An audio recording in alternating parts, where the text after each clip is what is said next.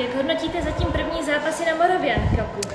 Zatiaľ sme mali možnosť hrať iba s 3 českými tímami, nemali sme ani poľský tím a v podstate ďalšie krajiny sú tu není zastúpené okrem Slovenska. Vidíme opätovne, že český florbal je na veľmi vysokej úrovni. My ako Slováci máme ešte čo doháňať, aby sme vám stíhali sekundovať. Napriek tomu prvý zápas nám nevyšiel podľa predstav, nehrali sme svoju hru, v druhom zápase sa nám to podarilo niečo zlepšiť, napriek tomu sme boli ešte relatívne pomalí a nestihli sme sekundovať rýchlým dievčatám súpera. Tretí zápas, ktorý sme pred chvíľou dohrali, bol asi najlepší zo všetkých. Síce sme v ňom tesne prehrali, ale konečne sa nám darila troška kombinačná hra a naše dievčatá mohli ukázať niečo viac zo svojej hry. Jaké byly zatím ty největší rozdíly, které jste mohl vidět mezi slovenským a českým florbalem?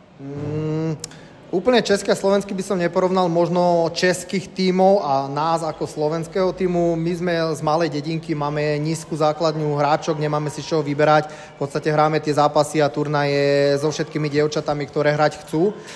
Čiže ten základný problém u nás je možno v šírke toho kádra a že nedokážeme postaviť úplne všetky vyrovnané dievčatá na rovnakej úrovni.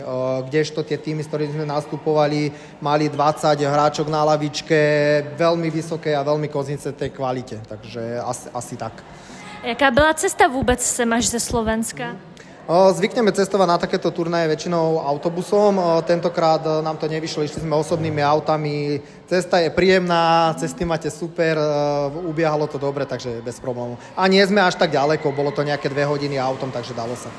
A turnaj obecně zatím jak hodnotíte, nebo obecně i město Olomouc, pokud jste jako už mohl něco vidět a zažít takhle? V podstate sme mesto nenavštívili, lebo v podstate je to pre nás jednodenný turnaj, takže ideme iba cestou tu, takže k mestu sa vám neviem vyjadriť. Turnaj je zvládnutý, myslím, že v pohode, nemali sme žiadne nejaké väčšie zádrhele, registrácia prebehla v poriadku, rozhodcovia myslím, že pískajú férovo, takže za nás OK, super.